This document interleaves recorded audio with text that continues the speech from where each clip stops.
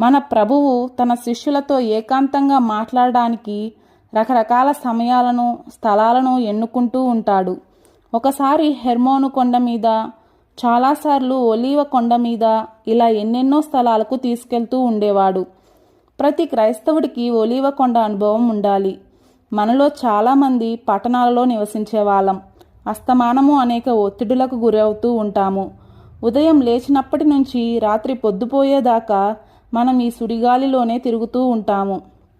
ఈ గందరగోళంలో ధ్యానపూర్వకమైన ఒక్క ఆలోచనకి, ప్రార్థనకి, మనసు విప్పి దేవునితో సంభాషించడానికి సమయం ఎక్కడుంది?